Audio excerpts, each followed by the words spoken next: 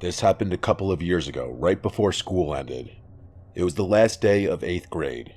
It was exactly what you'd expect on the final day of middle school. Excitement and bittersweet goodbyes. Everyone was running around, scribbling signatures and cheesy messages in each other's yearbooks. My middle school was huge, easily over 1,000 students, so to keep things manageable, the teachers collected our yearbooks and passed them around to different classrooms, making sure everyone who wanted to got a chance to sign. I'm sure you could see how that could create problems. Anyone who wanted to could write whatever they wanted in anyone's yearbook. The teachers tried their best to prevent things from getting out of hand, but I knew a few kids who wrote some mean messages to people they didn't like.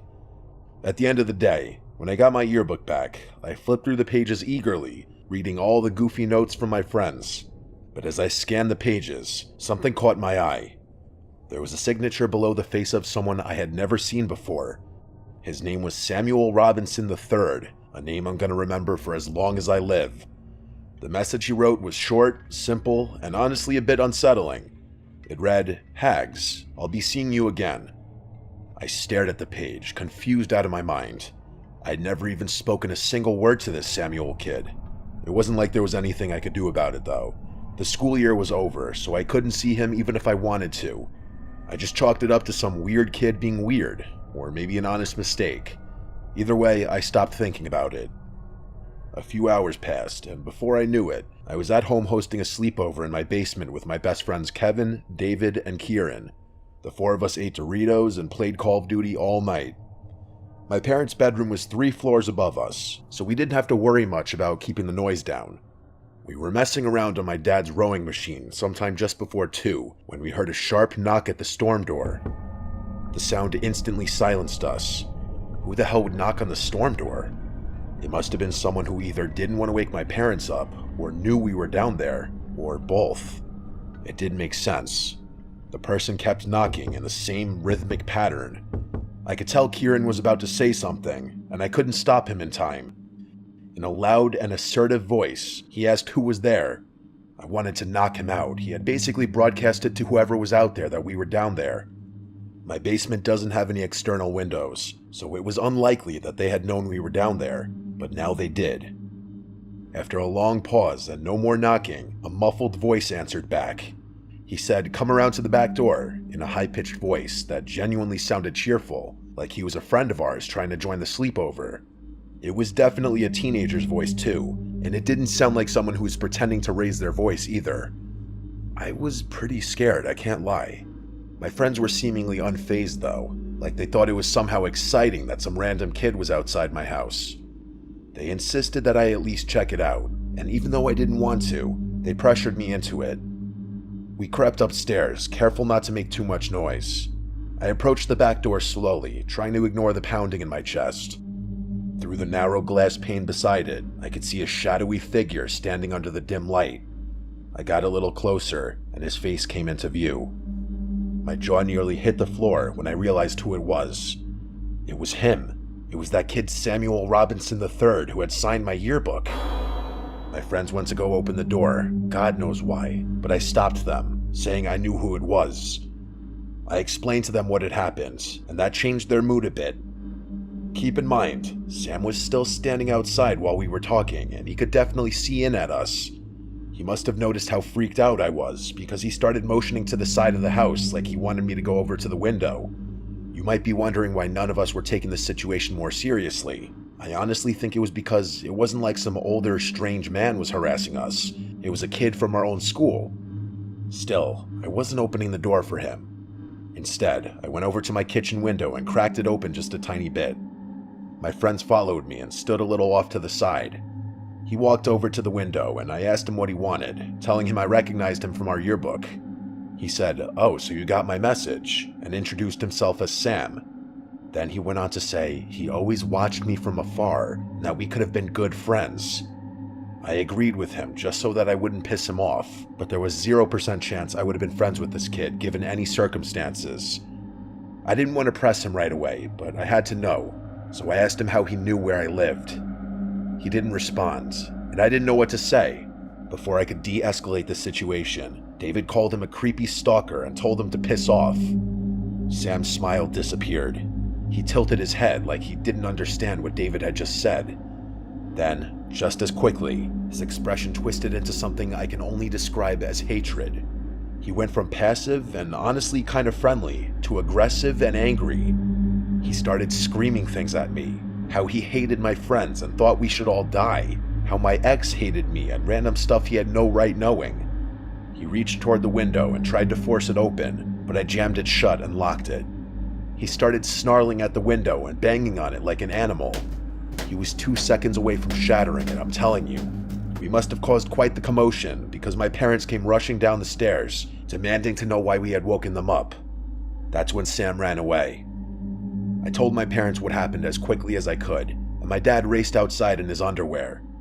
He came back a few minutes later, saying he had no idea where the kid went. I'm not sure why, but my parents didn't call the police. They just told us to go back to sleep and they'd deal with the school the following morning, just to give the kid the benefit of the doubt.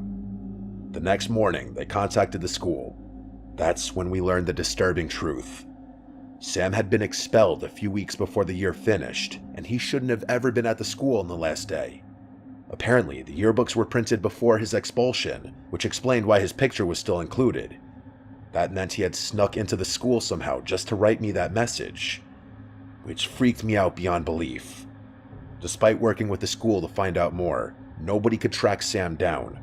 It was like he and his parents didn't exist. The whole thing was a pretty big deal, but the school did what they could to keep things under wraps. To this day, I still have no idea how he knew where I lived. That's what freaks me out the most. The running theory is that he was a mentally challenged and troubled young boy who took a strange liking to me for whatever reason, and then he stalked me for who knows how long. My parents were worried for weeks. It's something we don't talk about anymore because it's just uncomfortable, but living in that same house has never felt the same ever since.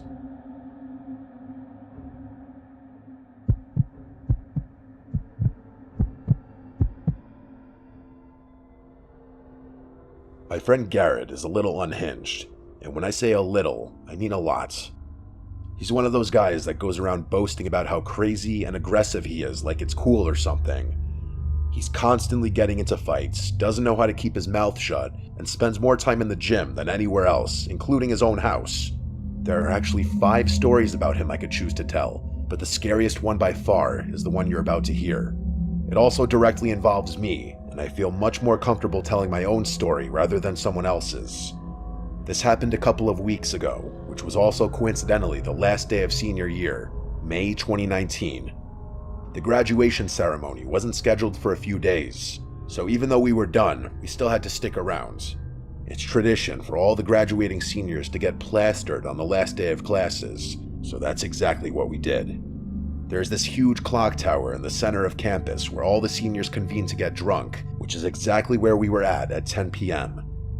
It was packed. There were over 1,000 people crammed into that one courtyard. It was bittersweet, for me at least, but I think everyone was relieved at having finished finals, which are pretty tough at my school. There are a handful of other senior traditions I could tell you about, but I'm going to try to keep things succinct. There were 6 of us. It was me, C, T, R, N, and obviously Garrett. I don't think the rest of my friends would be comfortable with their names out there, so I'm just calling them by their initials. I should also really quickly mention that we lived off campus, meaning we had to walk through the city to get home. There are a decent amount of homeless people in that city, so it's not rare to encounter some of them late at night. Anyway, we were heading back home from the clock tower when Garrett did some Garrett stuff. Well, it wasn't really his fault, but that's neither here nor there.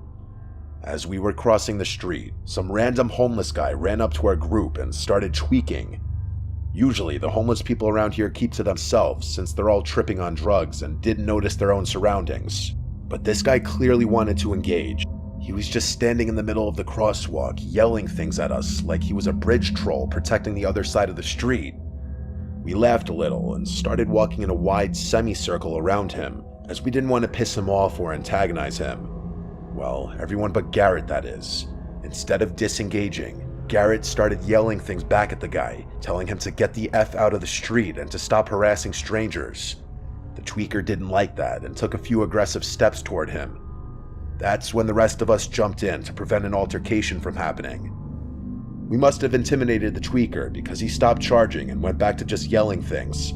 I pulled Garrett out of the street, trying to get him to behave, but he pushed my hand away. Before any of us could do anything, he charged full speed at the tweaker and screamed, "I'm crazy." The tweaker started running away, which caused Garrett to stop charging and start laughing. I know it's bad, but the scene was genuinely funny, as messed up as it was. It was like running full speed into a flock of birds and watching them scatter. We started walking towards our house after that, but after a few minutes, we realized the tweaker was following us.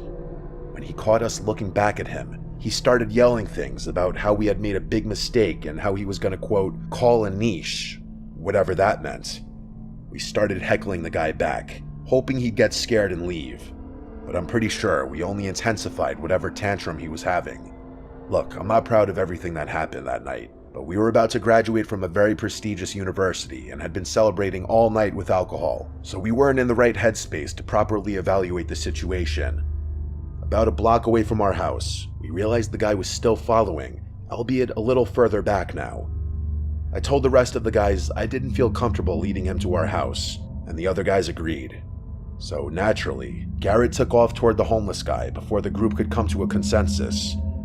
He again started sprinting at the guy, who once again fled in the opposite direction. Garrett turned and jogged back towards us, and we all jogged up the street. We thought that was it. We made it back to our house, pretty confident we hadn't been followed that time. I'm not even going to go into what we did back at the house. Let's just say it was a level of degeneracy I won't be approaching anytime soon. I can't even tell you what time it was.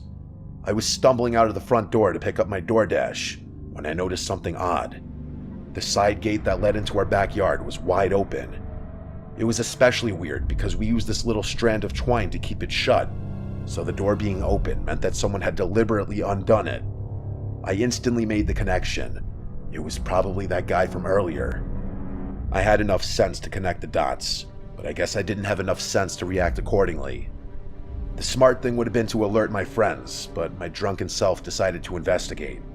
I put the DoorDash on the porch and went around the house, trying my best to walk straight. I turned the corner into the backyard, and before I could even see, I felt a rope around my throat. I flailed around wildly, but it was no use. Someone was strangling me from behind, and there was nothing I could do about it. I felt the rope's frayed ends digging into my throat as he tightened it with all his strength. I genuinely thought I was going to die. With all my might, I swung my legs backward, and he lost his footing. The two of us hit the ground, and I could breathe again, but he was still on top of me. In a fit of rage, he clawed at my face, and I could feel blood streaming down my cheeks. I threw him off of me, and he got to his feet before running out of sight. I'll try and keep things short from here on out. I ended up having to go to the hospital that night. The cuts weren't bad, but I needed a bunch of shots to protect me against any kind of diseases the guy might have had. The police were less than helpful, and since I was moving out a week later, there wasn't much I could do either. The worst part about the whole thing was that I had visible cuts in all my grad photos. Garrett felt so bad he ended up taking me to Nobu, but I never held anything against him. I just hope he's learned his lesson about not antagonizing people who have nothing to lose.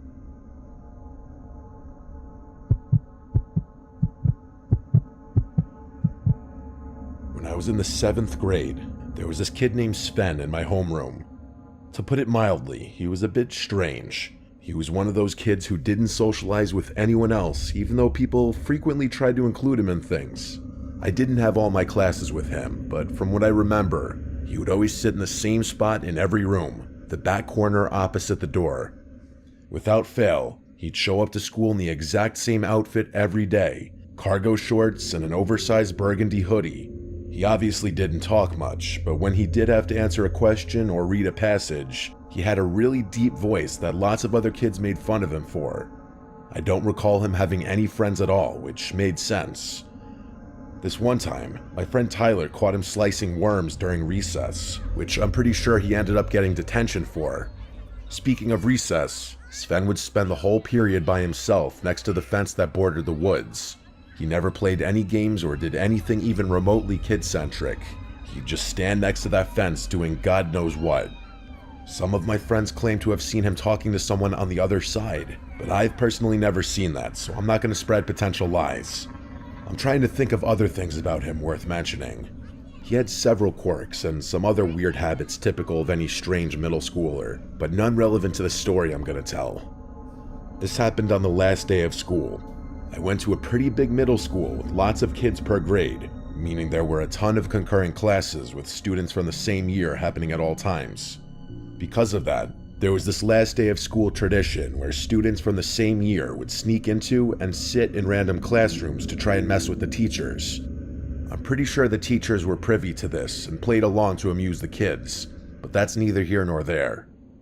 I don't remember the exact time this happened, but I do remember I was in one of the few classes I shared with Sven. Everything was exactly as it had been all day. The entire class was mixed up with random students that were supposed to be elsewhere. I was kind of a stickler for rules growing up. That's just how I was raised, so I never participated in any of the tomfoolery. My friends all did though, so I was often alone in all of my classes since they went to other rooms together. This was one of those times. All my friends had left the room, and the only kid I knew even a little, coincidentally, was Sven. Sven was acting stranger than usual that day. That's something I remember distinctly. I can't fully remember what we were learning or doing in class, but I do remember that Sven was tapping his foot pretty aggressively, something he never did. He was also constantly looking around the room, as if searching for someone or trying to keep tabs on someone. I don't think he was watching me, but I couldn't be sure. The other thing I remember was that there were a lot more kids in the class I didn't recognize. Granted, one or two wasn't anything out of the ordinary since everything was switched around, but the odds that there were so many students I had never even seen before were slim. At some point, the teacher, I'm pretty sure her name was Miss Bell, told us to get into groups of 3 or 4 to work on some kind of end-of-year reflection worksheet. Nothing serious. Most kids just used it as an excuse to talk and mess around. At one point, Miss Bell walked over to her desk, picked up the classroom phone, and turned her back to us. A few minutes later, another teacher showed up, I think from the room next door. They stepped just outside the classroom door and started whispering. It wasn't a long conversation, maybe half a minute, but something about it felt off, like they were trying not to cause a scene. I could tell something was up. Miss Bell looked uneasy. That's honestly the best way I can describe her demeanor. After they finished talking, Miss Bell and the other teacher came back into the room. They didn't say anything to the class. They just walked over to a few specific kids and knelt down beside their desks. I couldn't hear what they were saying, but whatever it was quiet, clearly like they didn't want the rest of us to notice. A minute later, those same kids got up and followed the teachers into the hallway. No one really reacted. I felt like I was the only one who even noticed what was going on. Miss Bell came back a few minutes later, alone this time. She didn't say anything about the kids who left, just sat back down at her desk and started shuffling papers like nothing had happened. But right after she did, the fire alarm went off. Miss Bell didn't really react, like she knew it was going to happen. She told us to line up and head outside, and we joined the rest of the school out by the field behind the building. As usual, everyone was grouped by homeroom, so I ended up standing with a bunch of familiar faces again. But while we were all standing there, I looked back at the school for no reason, just out of habit I guess, and I could have sworn I saw something move in one of the second-story windows. It was quick, and maybe it was just a reflection or a shadow or something, but it felt wrong. The school was supposed to be completely empty. I kept it to myself, but I was really scared when it came to re-entering the building. We never went back inside though. Before the alarm even stopped ringing, we started hearing sirens. A few minutes later, police cars started pulling into the lot. Not just 1 or 2, but a whole line of them. They didn't waste time either. Officers jumped out and rushed straight into the building. No one explained anything. Teachers just told us to stay calm and wait. After a while, someone came around and said school was being let out early. No buses, we had to call our parents. We were never told what actually happened. My parents ended up telling me what happened, or at least what the school had told them. They told me that a bunch of kids who didn't even go to our school had somehow gotten in. A rumor went around that they were planning to set the place on fire. Apparently, Miss Bell had discovered some very alarming tools in one of the kids' backpacks, and the school tried flushing everyone out with the fire drill. The details are still a bit fuzzy, so I'm hoping I'm explaining everything properly. The The part that really stuck with me was what my mom said at the end, that the kids had been let in by Sven through the side fence during recess. The whole thing was so bizarre, it's still difficult to process even now. I never saw Sven again,